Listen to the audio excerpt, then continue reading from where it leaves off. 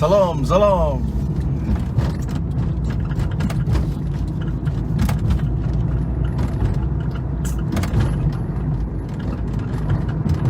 Anio aseyo. Pulabinaka. Balo lele tonga.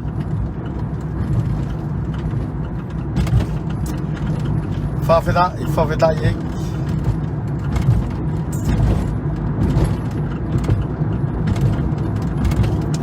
Tantari via motolo he fiaf ko ninge. Live ose pinga o ta ko. Lele ton ki api. Hallelujah. Ko ilo ipe si ia si kakayo nau loto tangia. Ke live na ko fai tonaki.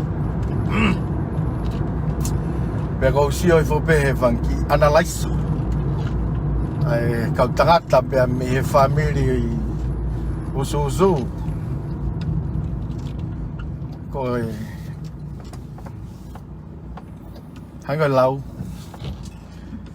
ko te sio ko he fanki analyze ko ni na go stalange be foki ki nau tolu ko tau ko aku o ko ka ku tau aku ma kakai kakan ko tau ak fakalaumalie ko tau ak mahino'i pure mahino'i faka'ofa mamani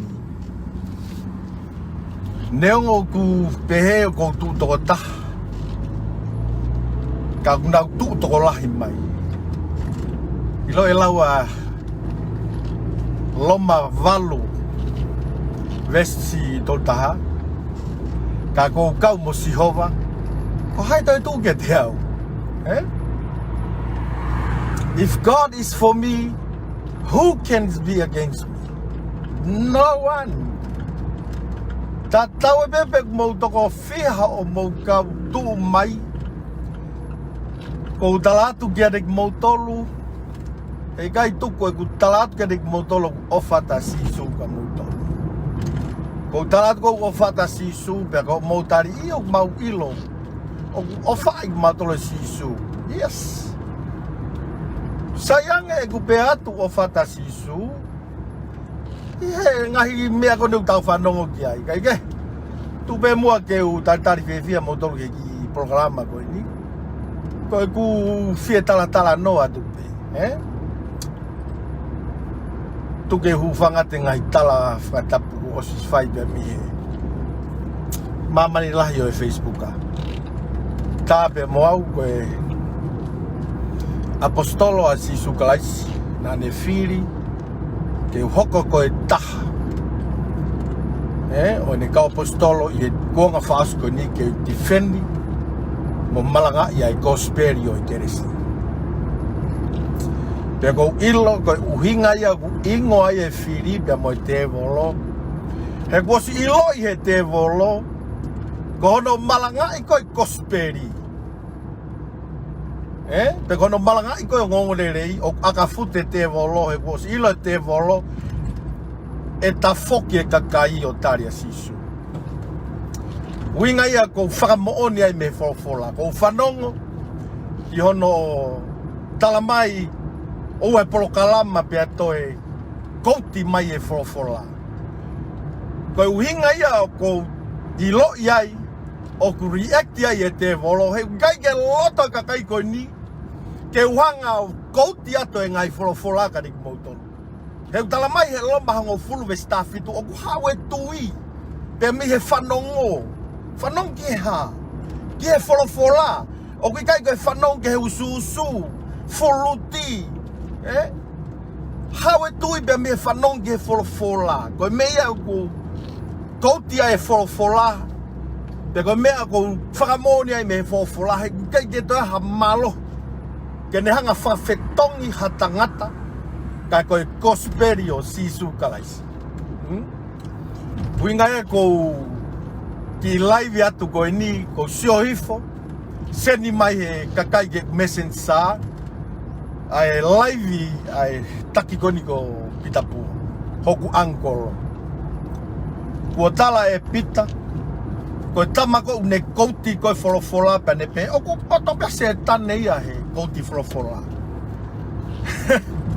Io. O ku kouti folofola se tangi. Ka i he ahoni ko talatu ko winga e Fiema'u e koi ke tau kai e folofola.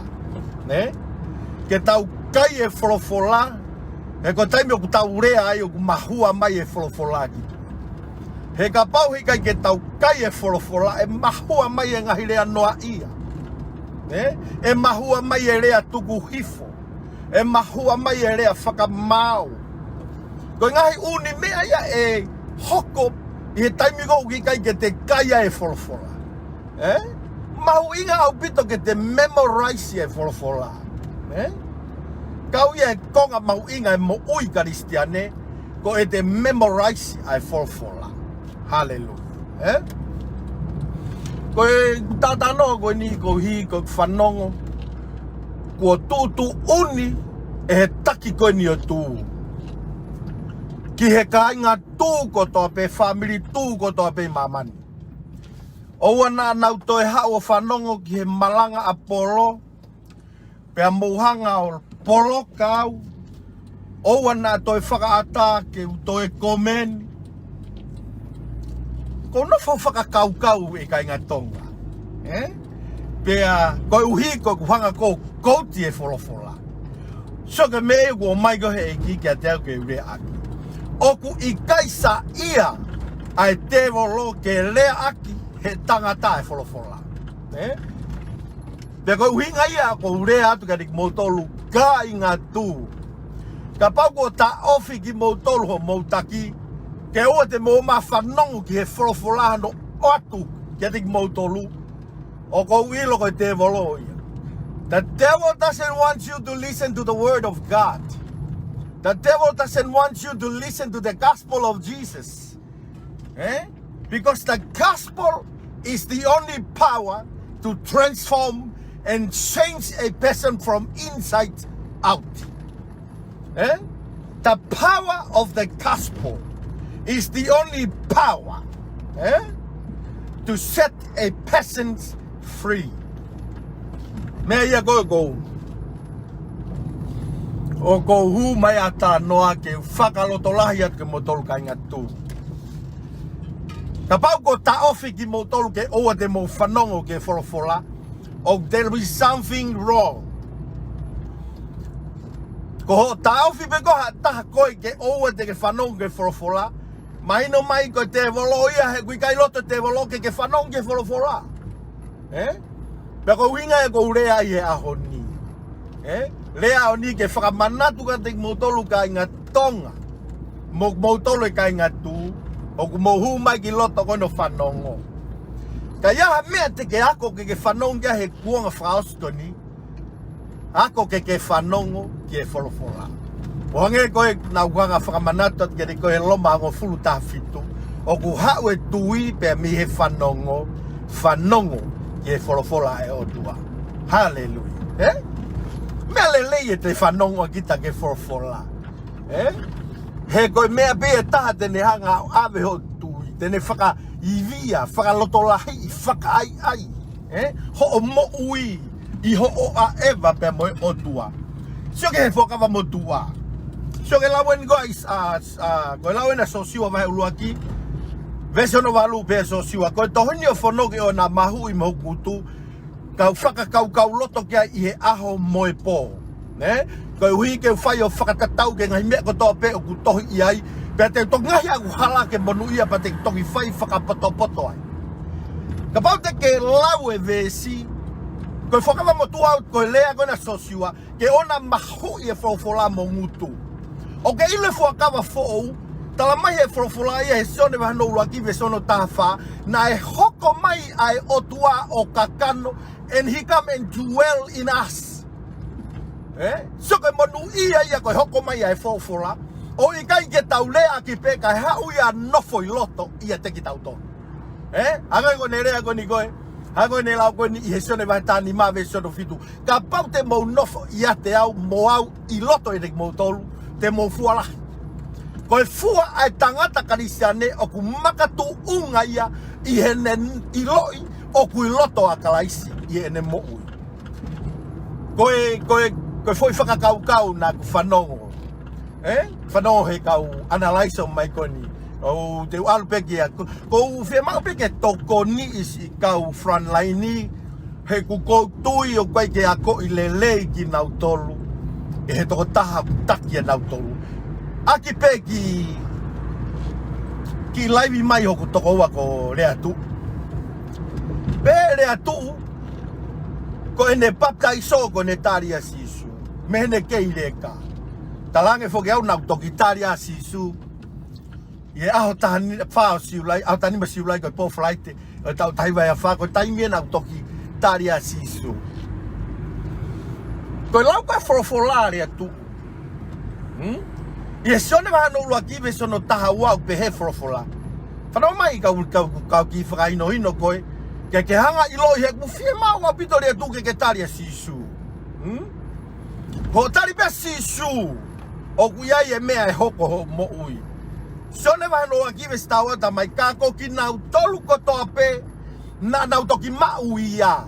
Ahai, a Sisu. Na toki foaki nau tola e monu ia. Ke nau hoko koe whanau ai o tua. Sai, koe whakakaukau whake he taimi lahi. I he kakai toko lahi. Ko tau tolu katoa i mamani koe whanau ai o tua. O ku halaia pia me whainohino ai toitapu. Na ngau hiki taua e o tua i hono i misi o ona. Pea o mai ke te taua e fo i laumalie koe taua taina. Free will. Ke whiri pe te ke alu he mata'u, pe te ke alu he hema. Ko tanoa ke mahino ke heki tamakoni ko kai tu'u ne tanoa. Da ko kore ki he kore whamore more atu ke he ku ankolo. O whamua ako i ho whakahinohino ho kau Frontliners ke nau ilo e follow for love please. Ka kou tātu sai. Koe whanau koe mamani. Ka pau te keke ke ilo ia. Koe whanau i mamani o kuua. O kuua whanau i mamani. Koe whanau ai o tua. Pea moe whanau ai te voro. Sai. Ko whe whanau ai o tua paula. Uraki sione vahehono tolu vesiono ngofulu talamai. Oku iai e whanau e ua i mamani. Aluki ai o lao. I he raksione vahehono uraki vahe tolu vesiono ngofulu asiai. Koe whanau ia. Ai koe whakamooni e ke sione vahe uraki vesiono tahaua. Ai pego sione kako nau tolu ko tope na nau toki ma'u ia. Na e whaki e o tua ki nau tole monu ia ke nau toki hoko koe whanau ai o tua. Ai mai no mai na ta whanau i mai. Koe whanau i mai koe taua ki mamani. Na e whanau i mai taua ia i he manawa ta whae. Na e whanau i mai pe taua koe anga hala. Glave kia sa me ni mataha e loto a te vita, pe te vita. Na uku hoko mai piau me he manawa e ku whae. Hoko mai piau me he manawa e whae na osi na waku si anga hala piau. Ai ko toko taha kotoa pe. Ku whanau i mai ki mamani na e whanau i mai i he anga hala. Sai. Tau whehu i rewa pe koe hai na e uhinga e fo i anga hala koea. Tau alu ke loma vai hono ni ma ve sono taha fitu. Loma vai ni ma ve sono taha fitu pehe e paula. Whanau lelei. I he whai anga hala ai tangata taha ko atama. Na e pure ai ai anga hala. I he mo ui ai tangata i he mamani koni. Ai mahino mai ko e ta anga hala. Na kai ke ta toki anga hala taua. I ha ta whai ha mea pe a ui taua ko anga hala. Pefo ke ahoni ko toki kape pe toki ui ko anga hala.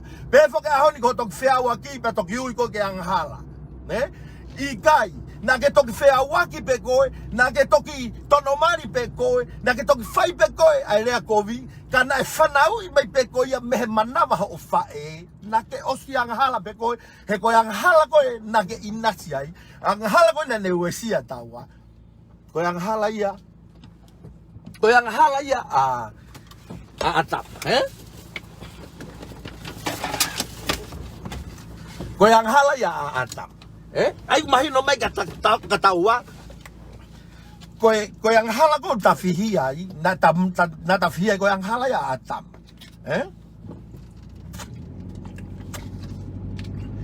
Koe winga e ko hatano ke mahino ke Leatu'u. Leatu'u. Ko paptaiso ko he pepe. Koe paptaiso ko hono uhinga tu ke whamatala te paptaiso ka Leatu'u ke si mahino ke ki toko ua koe ni. Leatu'u ka pana te kai ke whakainohino koe ho whai fekau'fa no mai kau whakainohino pe koe me he. Koe baptaiso uia me foilea whakakarisi koe baptiso. Koe uhinga baptiso le whakarisi ko no whakauku koe. Immerse, immerse yourself koe tip koe ke puri he vai pa ke tūhake ke viviku. Uhinga ia foilea baptaiso. Ko hau me fore whakarisi ko baptiso. Pa ko baptiso ko no hinga ko hono whakauku koe ke puri ki lalo he vai. Ko pizza ko hinga ia o baptaiso. Ko baptaiso tului ko na ko ku fai ko henga isiasi baptaiso tului. O ku ikai ko uhinga ia baptaiso. Ko Sisu na ave ia ke tempare o tafoki. O ko tui to tonu ke uia ko ave ko ka pana ave ko ho ke ileka. Totonu ke ave ko ia o lotu ka koe whai whekau, tafoki i koe, whakatapu i koe.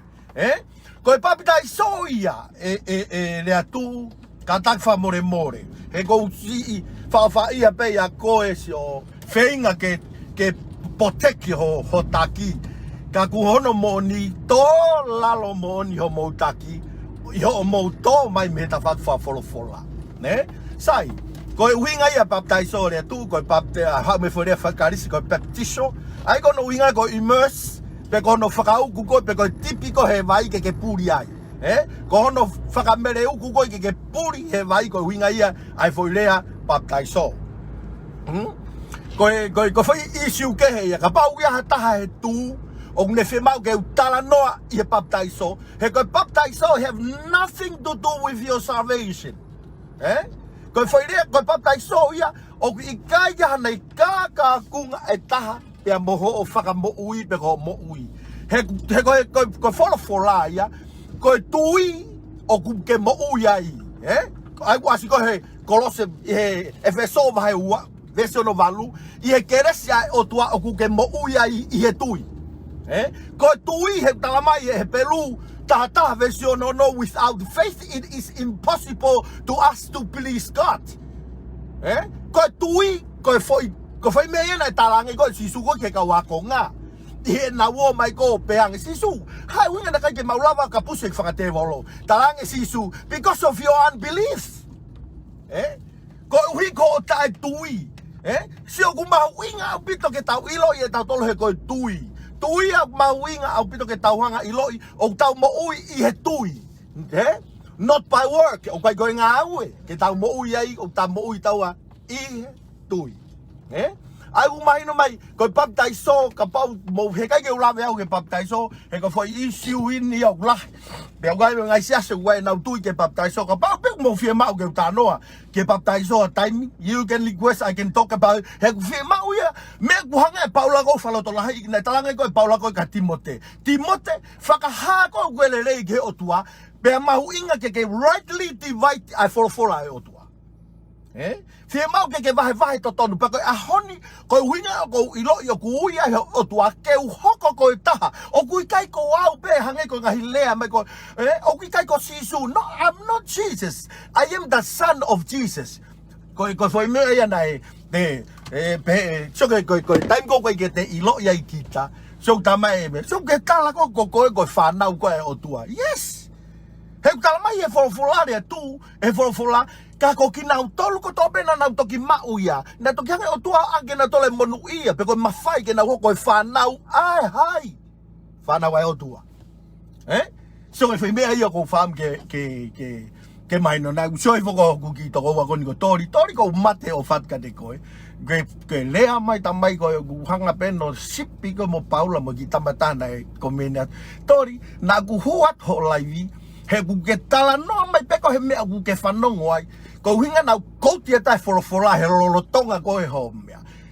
lolotonga ko ho malanga he koe konga iai ku mo ui aku kei ko pehe ke upore au o kei ke upore au ke pehe ko vete o ko rea ake wholofola ka ku mahu'inga au pito ke tau rea ake wholofola hatau ko mea whima ke tau vete o tau utu e wholofola he koe kai peke tau vete o tau utu e wholofola ko tau vete ai mea noa ia ho tau ngutu ai ko mea ko Fiema'u ko ke tau kai ai wholofola Me, uhinga yung talangi ko Sisu, o si hotari ko Sisu, peke eva mo Sisu, pake haka ya Sisu, ay asia ko, ihe to ko na kolos, vai wave jo no, mahu'inga opito, so ko osko hotari ko Sisu, hoko Sisu ko ek mo famoi, pake hoko whanau, talamai keke eva mo Sisu, peke haka ia Sisu. Peke urea tu edik motolu, e kainga tu. Ko hame te ke whiri ki ai. Te ke whiri ke alu o te ke whanongo ke whorofora. Pe te ke whiri ke hau o ta utu o whanongo ke whorofora. E mea ko mea ko whia ai. He wiai kakai o nau tohi mai ka te au. Ai ngahi mea kovi ka ko whia he hau o ta utu o whanongo ke kosperi. Whether it's working right now, pe happen ka te ko ho whakamoi he tainim. But one day te ke ta utu ai pe e ha mea ke foi mo i te ke manatui ai ngai fola ko no ko vete atu mo mutu ke te motolu o ku i kai ko uhinga e ku vete aku ai fola mo mutu ko aku feinga ke support aku toka telina I don't have any talklings. The talkling that I preach now is the gospel. He ko leia Paula I he karetia va hono uluaki vesval mo hiva be Paula ka pau e toi hao if any man even myself or Enzo from heaven come and preach another gospel o toi malanga I ha toi kosperi ke talamai e tange Paula let that person be cursed tuke malaia okay ilo ko uhinga Paula ko ya ko uhinga ka taha o kunetaria Sisu kristiane ka toi alo fakafoki mai e lao a Mosese. Ko huinga Paula, ko huinga Paula ya ka toi to ka tene. Ko ne huinga ko foki ko ne ka kai goni o fa foki mai. Ko ha huinga Paula. Ha huinga ke pehe ai ko huinga Paula ki helao. Pe ko huinga ni. Ve alu pe ke va ke to ta tau pe. To ka re dia va no fa ve so no wa no au talamba mo ve so ta. Pe Paula ko mo palo pare ma he mo to foki mo to lo fa foki mai lao mo sese o to o mai ke to fa hino aki mo to. Pefo ke to taha e tori anai. A ne feko ke fekau e o fulu. Fano mai tori o tala. Ko fekau e o fulu o ke tu pe ke nga taha to. The Ten Commandments is there. He ke to ha taha ia. Ka ko kutala no go ni ke hanga iloi. Hanga iloi ai foi moni ko ni ba ko fam ke mahino'i sai. Ko lau ka Paula ko he lomba vai fitu version of fa. O kutau mate ki he fono. We died to the Lord. O tau mate ki he fono sai. Ko hai ku mate e tori. Ko koe pe moau. Ko hai o tamati kai koe lao. Ai mahino mai ko koe o mate. O koe ke mate lao e. Mahino mai ke whakamooni pe lao e fofola. E kei tu pe lao e iai. Ka ko hai ku mate. Ko au. O ko mate au kea. Ke fono. Kaha.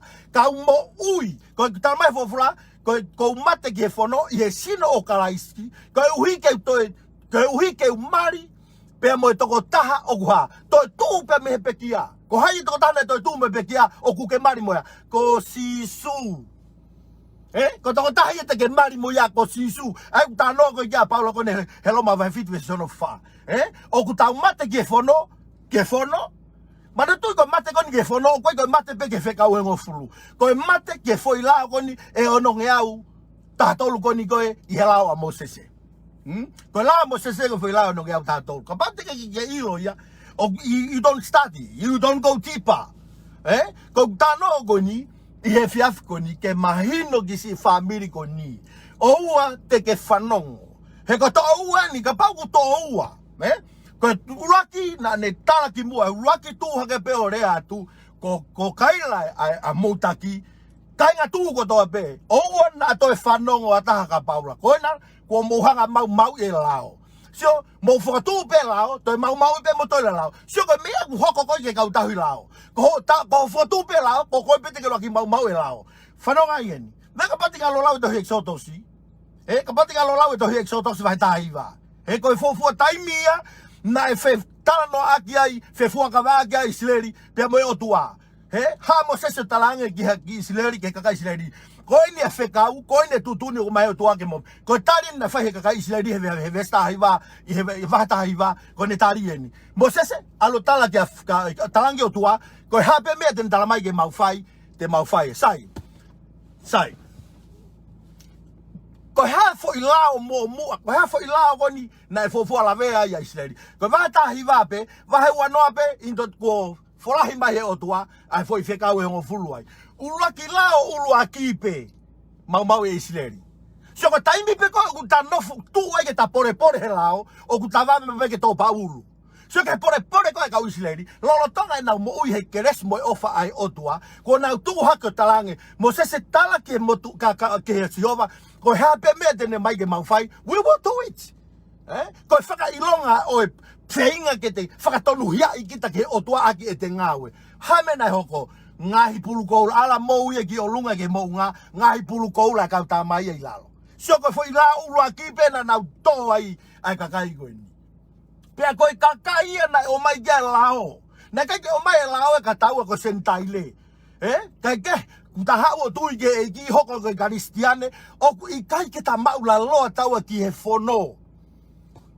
Koe ke ta maula loa he ka paute ke lau e vahe fitu koni o tohi lo man. Paute ke lau e tohi vahe fitu koni lo ma vesiono vahe fitu vesiono famo e nima. Ko mari ko mo to ta ko ne to tu ha ke me pegia ta ma fo fla te ke ma we fu alere te ke ma fo alere ilo ho ka te ke vesni ma ko lao ya yo mari ko mo lao ta ma yo ke ma ko fu kovi so ko ta ma ko mo ye lao o ku fu kovi ko no fa ilonga ni mo u fakamau me ya na ho ko ni ko e he ka fare si fakamau ko na me pe fai ko no fakasio sio na fakasio o ma fine mo tu ko ne sone va valu Ba ke sone vai valu o mai e fine motua taki mai he kau fare si mo kau tata mo kau tau hilao taki mai ka sisu pa na talanga sisi ke ka sisu tang sisu na mamaha te fe fine goini na tono mo tangata sai ki mo ko ke tawalu ke hoko atu ko fe ui ko fe tangata na tono mo fe fine ko ha ko o mai e pe fe fine ia ka tu ko tangata ia sai Faya to enau me tala ko hui ko lao mo se ko ne tono tanga ko ne tono be hata ko no lao tolo maka ke mat pe puno wa sisu o to pe to tu wat pe do va sisu ka ba u ke hao to mo rio foi maka tala mai he forfola me he motu ataha au tau pe ko mo to fare sina tau valu mo fulu ai lai taha ko fe ui one of them in no for mo fe fine se ke ka tau hilao na o mai e fe fine ta ko na tolu pe via ko me ko tala to ge de ko o tala mai he fo fula e to ko na karetia ba no tolu ve sono wanima tala mai ko e fatongia o lao ke tataki tau ka kalais pe ko ta iloi ko kalais tala mai o kai ke to ta to ma ulalo we not observe o kai ke ta to ma ulalo i he takiaki o e fono o lao he tala mai e fo fula ka pau o ku ta to e hori so ko alu pe ko ke karetia ba nima veso no fa alu ke pe ko peanga paula he ko to e feinga pe ke te fakatonu hia i ko ake nga hinga o e fono ko ke tu usi ko me kalai si pe ko to mama me keresa e otua ko tala no ko ni ko ta no e fofola ke fakafoki ki tau tolu ke tau ilo ko tau tolu ko fanau ta tolu e otua o ku i kai ke tau maula loa ta tolu he fono he ko ta ua ko e karistiane o ku ta maula loa ta he tataki ai keresi lau e karetia va nima veso no ta valu ne tala mai ko kina o ku i kai ke take kina he lau mari ma oni hata o ku tau hilao ilo ka pau ke tau hilao o ku i kai ke hang he lau mari e ia tataki koe he tala mai e fofula he lo ma vai valu ve sono tafa lo ma vai valu ve sono tafa ne tala mai ko kina tolo ku take kina he lau mari o tua ko ngai foha mo ngai o fefine kina tolo o tua haleluya sio tau tai tonga me ya ko fa amu ke lo ko me ya ko tu ke tifeni ke o mai e tonga ki a kalaisi he ko kalaisi o uia e mo ui ko talwen e tau longoa mai me ne fesai ko kore ko ui ko mea ko a kenja giau e he taki ko tu na ke toki tu ke pe talu e ku malanga mai tau ne fa ko ku tu ha ke ko kape a hai e tu i mo ho e ke mo ha bo ko be na be ma tangata ko ku tu ko ya ko osia kape o ku to e la yang e kape ka ia kia ko ui ko ho i kai ke malanga i ko speri ke ilo ka pana ke malanga e kosperi ko talatu ke de koe ku ofoloa tari he kakai ko ni asisu ko me ia ko tokanga te de koe i hoku ankolo pitapua ko kore more atka de koe. Ka pau ko ke o siuia ko te volo, ko faka'ofa ki he otua o langi tau potu he ku iloi, o ku lahia Sisu i loto ia te au, ia te ia o ki he mamani kona, pe ko whamaloa i he otua. Iloi ko faka'ofa ki he otua, neongo si o maulau kovi mai, tala ko mataha, tala mai o ku nifoava, tala mai, oi, ko tala atka de motor, I praise Jesus because he loves me. Ne? Ko faka'ofa ki Sisu, he ku ne ofa ki te au. Ka inga tonga, ko hinga e ku tua ke ao koni. He koe uhinga ia. Na e teksi mai, ko sanga sene ati he teksi mai ki motua. Tala mai he ki motua, tala mai ko pemo pe uase tane ko tātu ki motua. Osi pe koe matala no akiria. Wata ka kayo na tohi mai ka tau tampau tākia. Osi pe matala noa, mahino'i peke toko taha ko ia, ai mea ko tuu ai. O kuhikai ke tuu au ko hatangata, pe koe tuu au ko patoa. O ko tuu ko gospeli, he ko gospeli ko ia e whakahino hala ki he mo'ui ai tangata. Whawhetai ki he otua. Ko o whatua mo tolu si kau frontline. Ko talatu, ko tuai pe mea hu mai ko oko, ko hai. Ai foki ko hingoa kehe, ai hingoa ko ni koe, ai ka frontline ni, kai mo ke ui peso nau hingoa to tonu, whakanofa na tolu ko oko, ko hai ko lo teri ko, misiri no teri, mo whamai o ui hingoa na ui ake o mo tamai mo whae, ki mo tolu, ko whātua mo tolu e ka inga toi, sai le tu, ko hanga o pore i koe he whiafkoni. Keke taria Sisu. Toi ka whakawa he tolu weso nunu hau tala mai. Ko au e kou tuo tuki. Wakai ko au kou tuo tuki. Wakai le kene kou siofo e Leatu'u na ki asi mai. O waifo ke unofo a lau hakomeni hataha e mea. Kou osipek malanga bau toki alo lau homo komeni bau toki mea. Ka kou siofo asi tapa ho hingoa Leatu'u. Ne kaike o mai noa ia ko he o tua ke he laivi koni. It's not by accident. You are in my life now because that God will. Ko finangalo ya o tua. He ko tui Leatu'u o Fiema'u ye ke tari ko Sisu. Ila he o tari a Sisu Leatu'u ko talatu ke de koe. E iai e mea hoko mo ui. Ko mea ko na hoko ko mo ui he tau tahiwa wha. Na e ofo e community, ofo ku famili, ofo kau polisi, ofo e kakai. I he mea na hoko he mo ui, i he mea na whai e Sisu ia te au. Pe ko whakaamu, e ho wale pe ku sio atu ho mari ai. Ke ta mare atu ya. Koe ke toi ifta paka mai. Oh, koe ke toi pe ke toi kona mai ia i he mea. Leatu'u ko taria Sisu ko porea ko fai. Pe ko porea ke kakai tu. Kakai ko na lea mai kai ke toi tama ko hai. Ko Tonga Prince. Ko porea tu ka ko Tonga Prince taria Sisu. Ko Sisu ko ia tene whakawhetongi koe. So mo asif kata mai mo angkolo mo komen fata pe puri ko angkolo ka ke ki tohi mai ko tala i pe o ila ko tala he time lahi e mea ko ia tau tolu he mea tau komeni aki mea mahu'inga ke te tau tolu ke tau hanga ilo i ko hai ki tau tolu. We need to know who we are, because if we don't know who we are, ko mea pe fai ko tau ha no a ia ko ia ko falo tolahi te ke mo tolu e kainga tu. Ko kurea ka rik motolu ka pau ko tu uni. Ka pau ko tu uni ho motaki ke o te moto e whanongo he kulaivi. That's the devil. Because the devil doesn't want you to come and sit and listen to the gospel. He kai ke loto te volo ke mo whanongo ki ono o ato e wholofola ka motolu. Ko e wholofola ko e mo'uia e tangata. Ko ia tene whaka mo'ui koe. Ko inga nai rea pehea paula he loma uruaki ko e kaui he kuvesi o kune hanga whakalotolahia o e taimlahe ku mo'ui. Ngau ko paula ko he loma uruaki vestaha no. I am not ashamed of the gospel. O kai ke umai e gospeli, he ko e gospeli, ko e malohia o tua ke whaka mo'ui. So ko whanongo e gospeli e kau tangata, e kau frontline ko whanongo ke gospeli. O e hange he gospeli o ioi. Tala mai whofora hei kai whoki ta e fua. Ai whorofora ia mea te koe. Me oe tape te ke tahe Sisu e honi, ka kou tui e iai aho te ke tau toi, pa ke whauha mehe moi koni, pa ke manatu. Oh, na manatu e, ai ki vesi na hange paula, o mensini he taimi kona e vahe ai. Pa hanga kai peolo totange, Lord, I need you. Ilo i o kulahe ka kai unau tala loto, ai mea whai he otua he nau moi. Kelo ku tānoa ko ni, Kemou ko ke tali ko Sisu he ba fa. Na ka taimi ko fakau'aki ke to e kumo'i. He kuongo ko ke to sa ia community au. Ko kakai pahu na wilo ko to au. Pe kakai ko na wilo. Na ya taimi he kumo'i ke to ngo iau. I don't feel accept. I feel reject. Come go time go for feinga time like to e kumo'i. I tried so many times to kill myself. But let me tell you. Tane nei ke talamai to sere mai va no hai va vesono tata. O ko uia e palani ke de ko Paula. Palani ke helelei o ku kai ko kovi. Palani ke ka helelei pe mo ama naki lelei.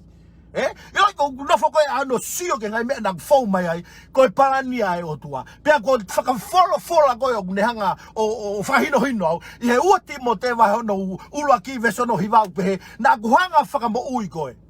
I save you and call you into holy life. Paula, not because of the thing that you have done. But his purpose, kakone taumua, tamone keresi, takoi keresko ya, na fakahaya ya Sisu Christ. Suko time goni, Tamefiuna ya. Before the world began, Kimoga hokomai mamania, o sange o tua fakamou yao. Ko lau ya fora e raki ua ti mote vano raki vesono hiva talamai ai. I save you na ko famoi ko and call you into holy life. Pe ui ko ke moi maonon. Not because of the thing that you have done. So talange Paula, o I kai ko hiko mea ko na ke fai. Ka ko ku keresi, pe mo ku taumua, pe ko keresko ya na fakahaya ya hai Sisu Christ ye kolosi. Ko pe kia ko Sisu ko kano kato ye me fai o tua e moi. Ko hinga ya ko pore ai ye a ko ni ye fola ai o tua. E ko fola ai o tua ko ta moi ya. No mai. Ko lau ko sa me te o tata hiva vesono tata.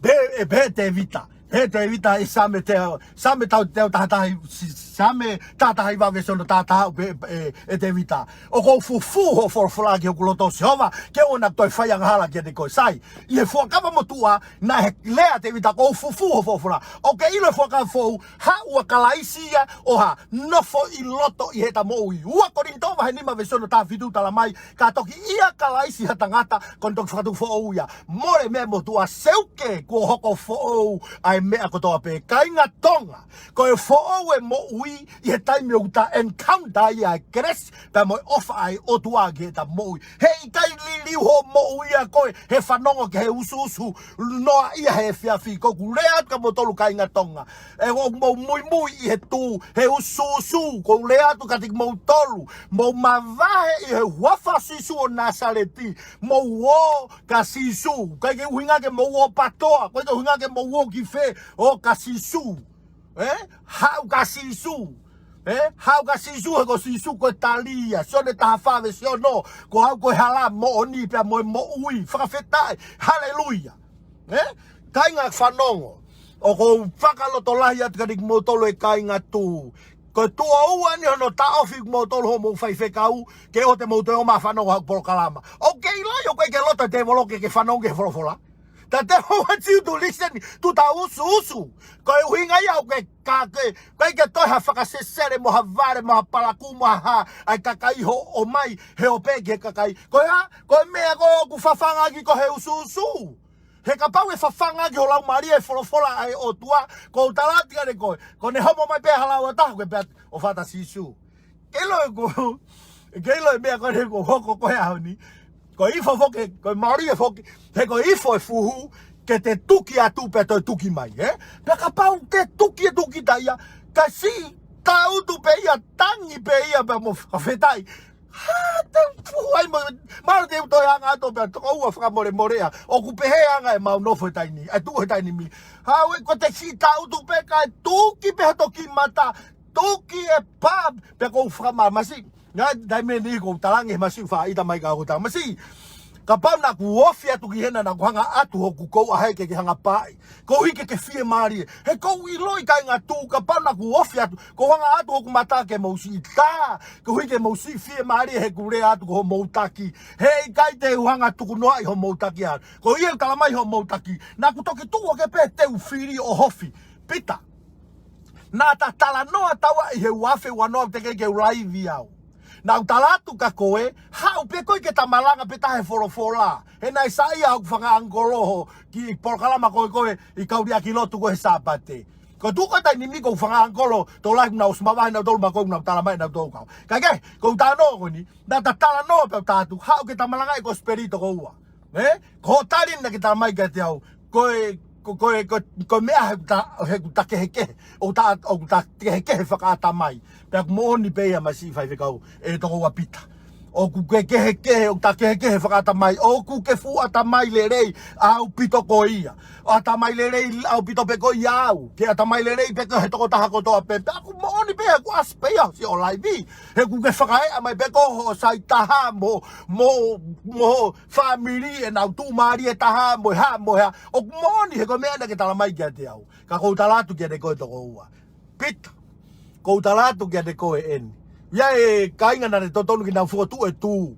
inusila ki kolo kai ke talata ki kolo kana ko senia we me ko ni ke to tana ni Fiema'u mai to mai to ta ko ni tala mai kia te au fai fekau a ho pe na fanonga na ma fanonga ko famama tafoki ai pe ko mavahe pe me tu pe ku movete ki tu ko ni na ke na ukamata ki kolo ni nusila kolo utani movete ki tu ko ni mavahe to ta ko ni na ke fotu ai alu mo ki famili pe utalange mo muy Sisu o de mo tolo muy au he ko au ia na ui pe o tua ko apostolo ke utifeni ai cosperio keresi he ku kai ke ha mo uia e mau itua I ke keresi ko e keresi he talamai e fofula tai tusi va no wa ve so no tatabo sta wa talamai grace brings salvation to all men ko e keresi o ne mai ai fakamoi ki he tangata ko to pe aku ne ako ki tau he sta wa ako I tau ki ta I kai ke ngai me fakamamani ma ngai me fakamamani ngai me fakamama kata io ke ma oni moi mapure moi fa tu fa no mai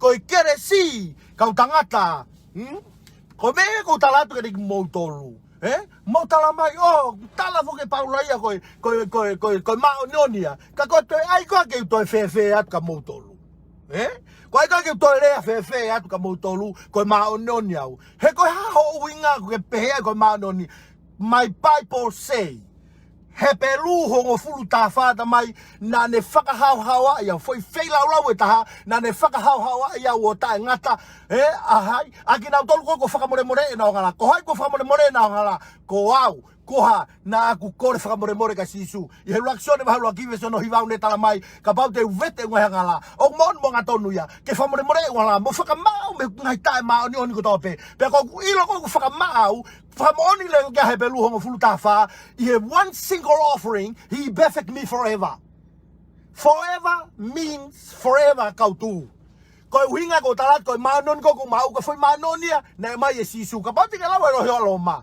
babau te ke lau ko ne to ya loma ba hano ni ma ve sono ta fitu ko re ani Paula e to loma e fai hala tanga ta ko atama na ha fai hala tanga ta ko atama na e pure ai hala I mamani ko ni ka I tau ma ko lahi o ene keresi mo me ofa o ma oni o ku tau pure ai I he mo ui I he tala ngofua na e fai Sisu kasi ko e mahino'i ko tala noa ki ai ko e mahino'i ko pore ai ko ka mahino'i na ngahi na ngawe e Paula Tameifuna ko e mahino'i ko ni he tala ngofua na e fai Sisu tahani na kulava yau he tama he loma va he ni ma ve sono valu fakahai he o tua ne ofa ki te au lolo tonga e ku fai ngahala lolo tonga e ku vai lolo tonga e ku palaku lolo tonga ai kai ke ha manaklelei fekau mai o tua no aloke ha pekia he korosi magtautol ko fehu'i na ke failelei ke makatunga no ate mahino'i mo ne ha I kai lolo tonga ho hala lolo tonga ho vai mo palaku ha wa kalaisi o pekia uhinga ina nerea he wa korintova ni ma versiono tafit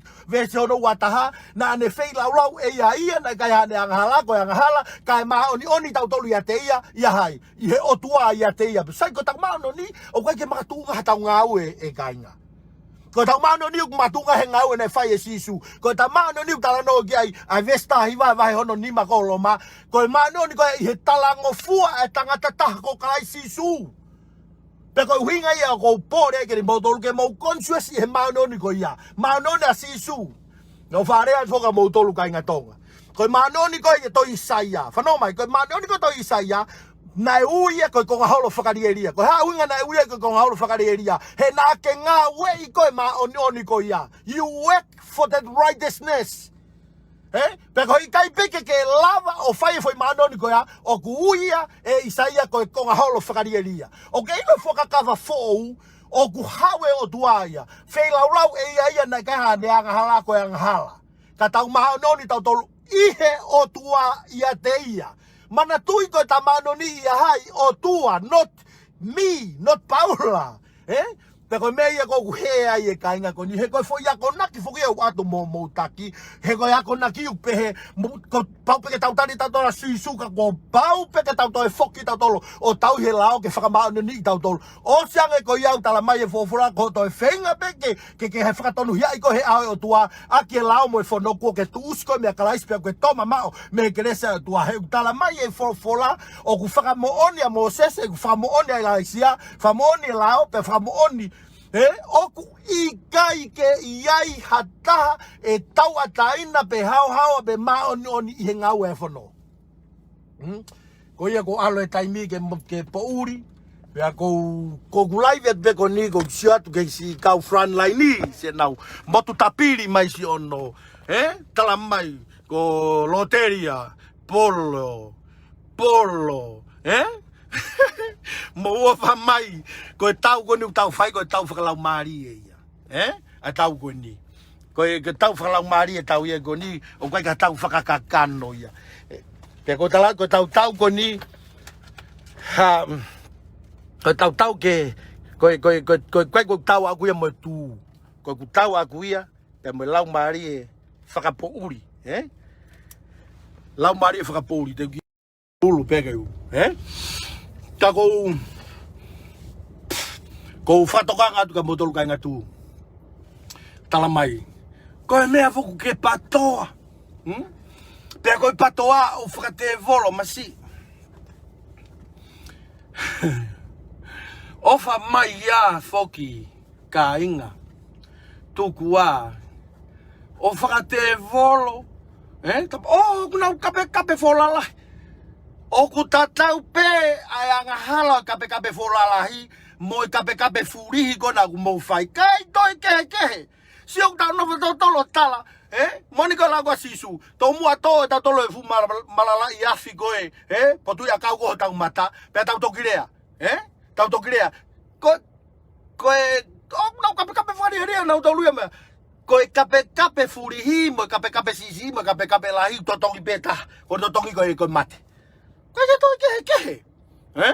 Pero ko falo to lahia ka mo tolu he viafko ni. Ko falo lahia tu me proclama tu ha ke mo kakai. Kai nga tonga. O ko ofa tu ki mo lang mare tau te fito lang mare ka kai tu. Ka pau ko hang he taki ko ni o control mo tolu. O mo ile lang mare control.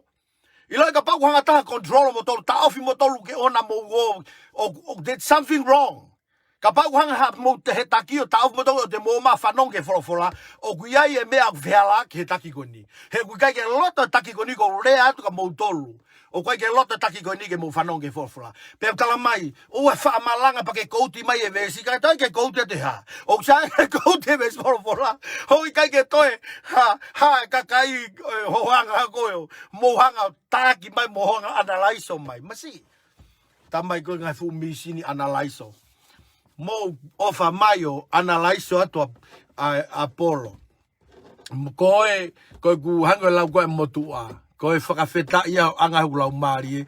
Ko hono analaiso iau he kakai. Ko e ni ko hanga malanga e ko speri. To o whakau e kakau nau tamai.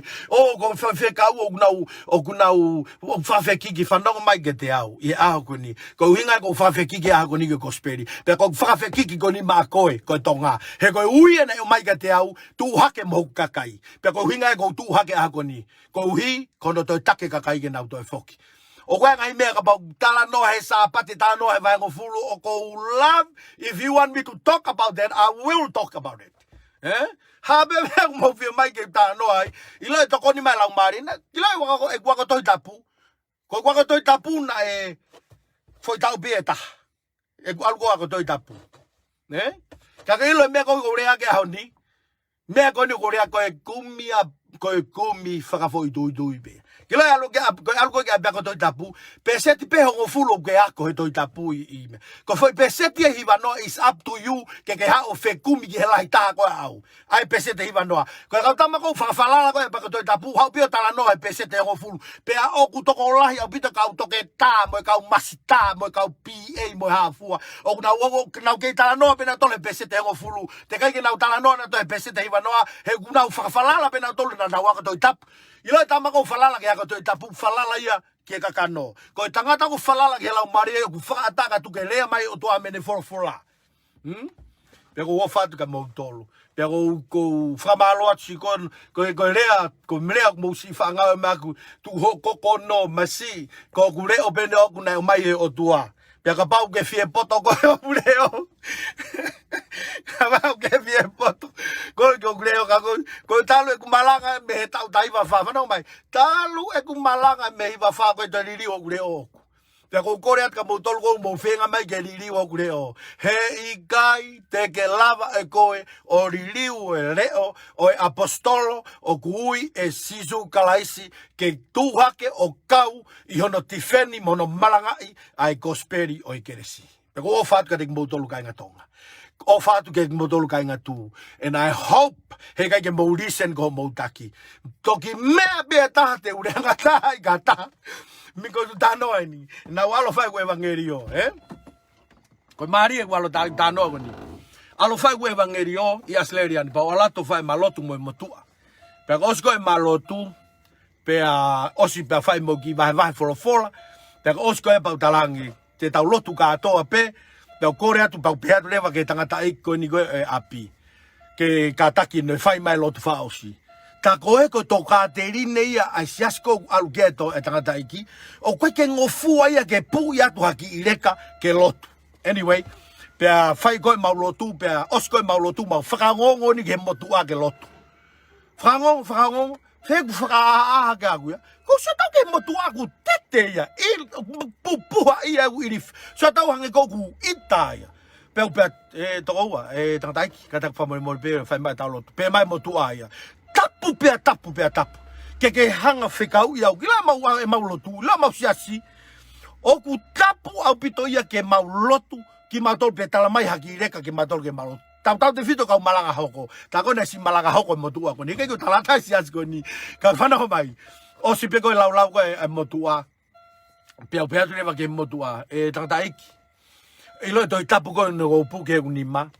Te ke ulau ha vese to tapu o ne hanga ta ofia ta ke lotu. Anyway, o spek foi rea ta ko ya pe ku leva fa mau lotu. O sko mau lotu ta ko lotu au ya ka tange motua ya. Lotu au tange motua ko motua matutua tange motua ya fe ko ama osko lotu ba ake pe mai motua Paula ko kore fa more at peka koe ka taki be fa po uri he kurea be at ka koe Paula mo alu ka fe tu ke mo ma to ma ha pitonga I sen e fe tu ko ni ko ata pe ke mo to foki ma ke ta wa I lo ina ala la mari to ha loto ta mai ko ni sio o kuhange he foi sio ko foi lea lu aki hono woni ko a angolo taila angolo o na to fano ta ka Paula poloka ka to ona to me poloka ka to sai ko lu aki fono ia na fai go ya ko lu aki telefono ia poloka ka to anyway ko ni ko to fano atu o to telefono be motua to telefono pe ke ne ki kainga ai mana wa he ai wi fia a tangata eki na hawe kainga ko ni o fanongo ke kosperio keresi pe hang he kosperio transformu ai kakaigo ya pe ko kamata me ki ko lo ni nusila ko text mai o tamai ke te au ai me au hoko ia na tolu he ki ko ni ko movete ki kainga ko ni pe ko kai ke to mui ko ia mono famili na ha mui e ki sai ko falo to la ya ke mo tolu ka ya ta mui ai Sisu o te mui motoria Paula o te mo kau mai ke polo kalama aku ila polo kalama ko ni tuha ke mo kakai ko winga bena guia polo kalama ko ni he ko lea mai ai o tua ke te pe ko kamata na ka ya ta he na ka na sio malanga ko alu pe malanga ka ko ke no fo pe ke rese o tua ka ufa veta ke kamata tohi mai kakai kamata tohi mai kakai o falo to lahi mai ke te au i no malanga e ko spere ke resi kai nga tonga ko o fatu ka dik motolo motokanga ke o na control motolo taha pe ta ofi motolo o te mo fanong ke forfola me ya pe taha ko hanga talat ke talanga ta ki ai ke talanga ta hono ta of ko ho ha ta auto fanong ke kosperi ai o tua hono kouti e forfola mono lea ke forfola e ko forfola ko malohia ko forfola ko hele ta fa to mataya o ne yo ko o ne yo yao ko me au ngai ko asi ko he pelu wa ta wa ya veso no fa o asi ko folo ko he ta fa to mata ya glory to god o fa to motolu e kai nga fanongo kai nga tonga ko fa malo atu o fa to ke he motolu ko ne tu ka Frontliners o fa to ke masi ko tori ko o fa to ke ko to o fa to ke masi ko Leatu'u o fa to ke ko to o hope te ke taria Sisu e au ni kai ko baptaiso tului e to ko ko ga vesia to tapu e tu ko ga vesia to tapu ko baptaiso tului pa ke taria Sisu gai ko taria Sisu ia ko pau ke frata ko loto o tatau ke to ko frava to le suano ko au ko tu vakai o ko tu he matapa tu ki tuki ko ia e fanongo ki hokure o pe frava ai matapa ko inga ko loto o ke ilo ai loto matapa ko loto ko e pe taha te ke lava faka'ofa matapako he ke lava ia e au he ke lava e Sisu ko me tuki ai ke faka'ofa he ko faka'ofa pe talamai e huatu ki loto ke de koe o kai o mohe pe mo koe pe ko ne huatu ko ke de koe pe mo oni leva lau ko nasione va lo ke stawa e toki atu ke de koe monu'ia mo fakamafai koe ke hoko koe whanau ai o tua tonga ka pau ke fiho koe whanau ai o tua ko e tari ko Sisu kai ka mea fakapente ko sienia hanga ko mea ko na ko fanonga tu ko toko ua ko tori tamai ko mea fakapente kai ka mea fakapente ko si tari Sisu ko mea fakafolofola ia ko folofola ia ko ka mea ia mehe ko mea pen ko ka to tapu ia pente ko si to tapu ta pe ko ngawe ke ta tol ka to ko mea talamai to tap ko ne ko talatu pe ko rea to te motol ka ngatu ko ki pore ia tu motolu mo ki talanga ta e va ko matu'aki ka mo mai o fanongo ke kosperi ke si frambo ui o mo laumalie pe ko kamata ia be me ki kolo ko ni inusila pe ko fa malo ke ki kolo ko ya ho mo talanga fua ke le o tua o kune vakatu me hene tamai oeki pe me hene apostolo ko ne ui ke tu feni ai kosperi o ekeresi ko o fatu ke mo tolu e kai nga fanongo mai o fatu ko mo laumalie pe o fatu ke kai tu ko tope ko o fatu ke mo tolu ko fa malo atu si o mo mauta puak si ono lerea iau ko o falahi atu ke mo tolu and I hope e ala te o tua ko laumalie pa ke hanga whakatonga e pa ke ilo ai tako Sisu o ku faka'ofa ne kai ke to e hano tatau o naia hanga ko hiva ki he pende ko si Sisu o kui kai hato e taha o kui kai hato e taha e tatau mo koe kai taha tatau mo Sisu kai taha tatau pe mo Sisu e kai nga tu e kai nga patoa fanongo mai kai nga patoa kai to ya tatau mo Sisu ko Sisu pe koia ai toko taha o ku melie ifo ai mea o ne o mai ke tik tau tolu pe ko rea ke mo tolu o fat ke mo tolu me ko ne fasi tal mai te rea malanga e ka mutu kape ko fanongo mai ke te au fanongo mai ka frausia ki pe ki foi me ko ya ko me ai ko ho talo ko tu hake talo ko tu hake ta one fama ko malanga e ka mutu kape te kai peke tu ko kape atilila te kai peke tu ko kape ka kai gone umea ka pa u tenga malanga e ka ai kove kape ka kai ke tu ko kape mahino'i o te ke operate pe kita ya iskeri ko to iskeri ka pate claro to iskeri ma ko vai ta valu follow out ta iskeri ka asko e to iskeri ke valo ki ai anga hala pe mono hala ko lau iskeri ko lau ko e kosperi mo malanga ai o ngorerei ko Sisu Sisu, he koe kosperi, koe malohia, koe winga yo ko talata i kene koe fai fekau, e tu, o koe ke uhanga malanga e kai paanga moi kape kai ka malanga a Sisu, he ko Sisu, koe ia malohi, pe koe malohi, koe ia tene whakawhetongi, mon whaka liliu, ko ure atu ko ni ko liliu a he kosperi, na kai ke liliu au ia, ha taha na ne talamai o kou fekau'aki na liliu au he tama na ne malanga e ofa for God so loved the world pe au ila ofa ai o toa ke te au pe au tafoki ai i he aho taha nima silai ko pofalai te hala tau whaifanga na aku tua o hiki uni mabatange eki ko whakata atu ke te koe haere mai hoko eki mo whamoi mea koe au ke honi whakawhetai ke o tua o ku keile rei pe o tua te kai keiri aki he o tua nengo ngai mea ko whaua he mamani koni kai whakawhetai ke sihova ato nai aia o ne pure pe kuna ana mea ko tau pe he mo ui ko ia tua ko tau ke ko whaterik mo tolu pe whamalo lahi atu kerik mo tolu ko tau pe o mo whanongo mai me o pe ko Sisu ko taria, kai koe tu hake mo kakai, o kui kai koe patoa, o kai koe tu, ko Sisu, ko Sisu, koia ai tari, ki he tau mo ui peku, o whatu ka te mo tolu, koto ape, o mo whanongo mai, tau te fito, si o ku angolo, keep telling me I'm Satan, ko kore at kere koe, ke ui mau pe au koe te volo, ke ui mau pe au koe te volo, ko kore kat koe i e fiaf ko niko talati ilo ka kai ko nei ui e Sisu koe i e fola koe ko te volo ka kai na o mua ko ka kai ko nei ui ko Sisu ko te volo ko pita ka tama o mua ia ko mena talanga e Sisu ka pita tu ki mui setane whanau mai ko ka kai ko nei ui ko Sisu ko ka fonua loto ku vari nei hina ko ka kai totonga lotu ka tau hilao ilo ka kai kristiane ilo ka wakonga ui e ia te kai ke ui e Sisu ia hala koe te kai ke ui e Sisu ia hene ko he fola hataha te kai ke ne ui e ia ko ngata fekai ko fukakai ko na ui ko ngata fekai ko kakai ko na ui ko fonua loto ko kakai ko na ui ko kakai tau hilao ko kakai ko tano ke pe ko me ia ko e pita he kai ke liliu e message aku pe ko rea ka motol kai ngatonga ko rea tu ka motol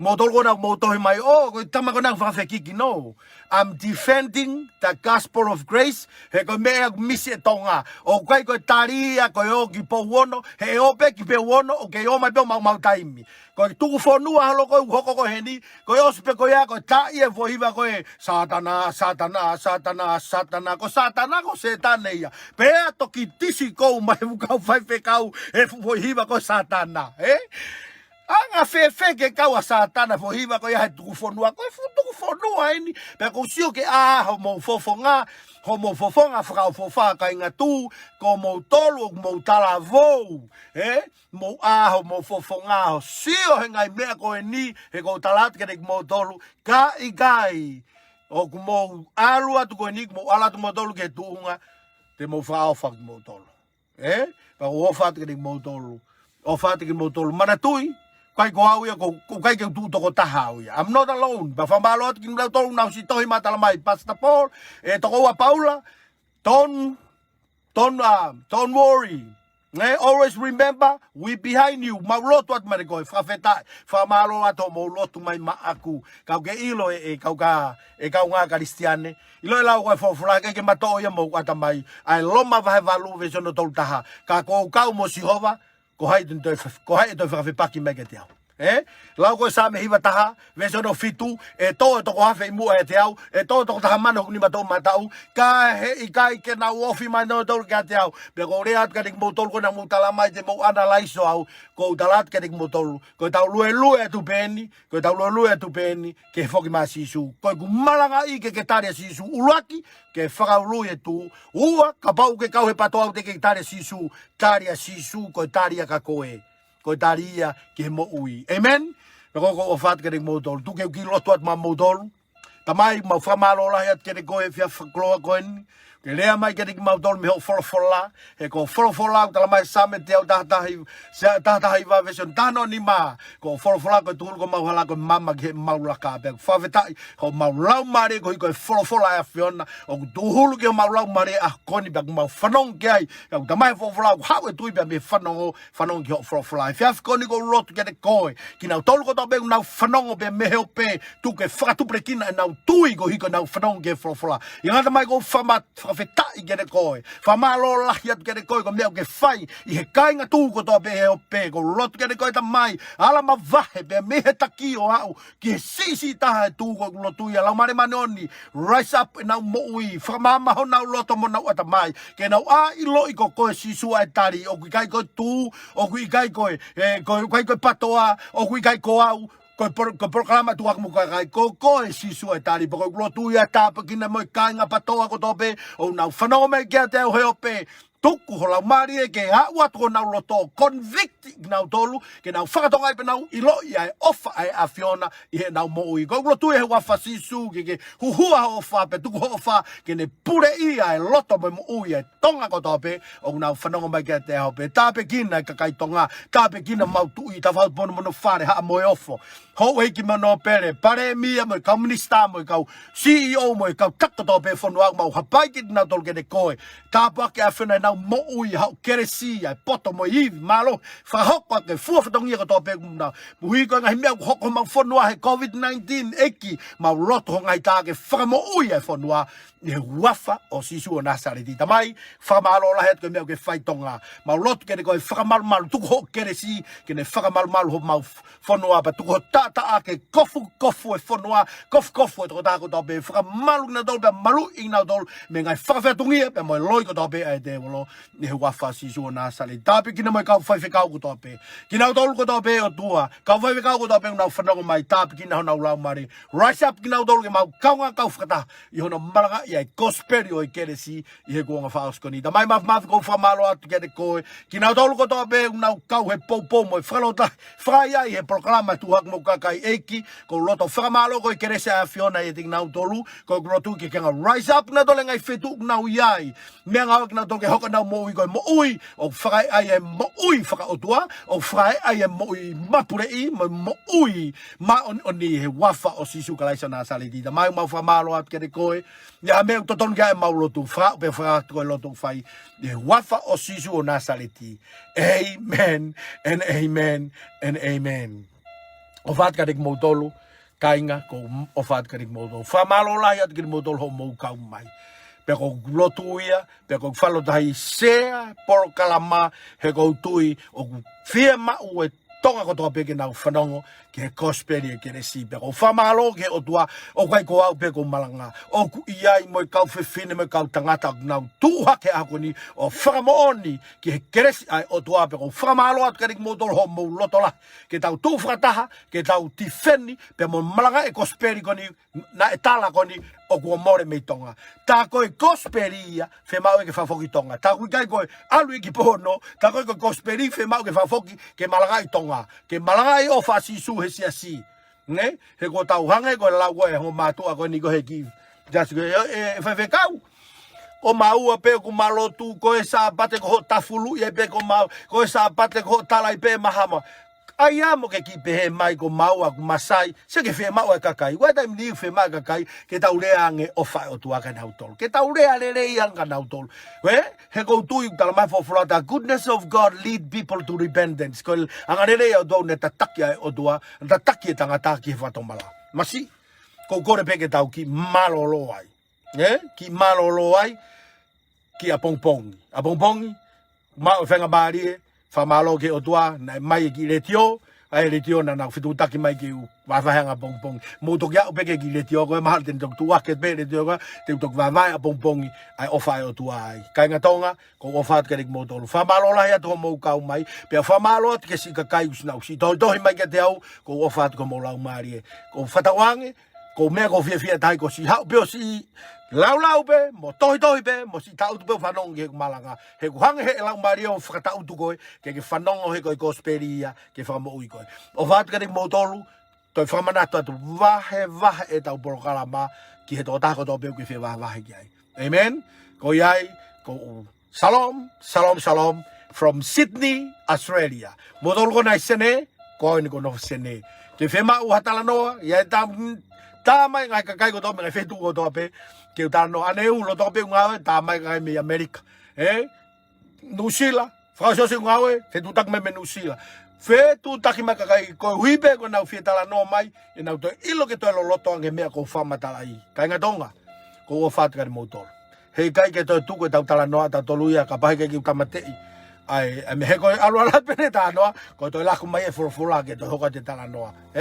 Kai ke mo mau ha mo mau mo lele ye poko ni mo tolu mo ngawe mo mamata mai me ngawe mo tokanga ki ngawe na mo mo tokanga ki ngawe ko lot ke feiva to aga di mo tolu ngai ngawe anga ki mo tolu mo teu ke mo mohe fa mal malu mo tolu mana tu mau pe tala mai e furfula o no foi kau ka atengelo o a kau angelo a sihova o a ta kai ki na tolu mana wa he ke te sam tolu fa veta ki o tua amen ko ye ko tau lai vi be fiaf ko ni o fatto. Amen. Hallelujah. Hallelujah. Alu pe lai vi ke tutu mama.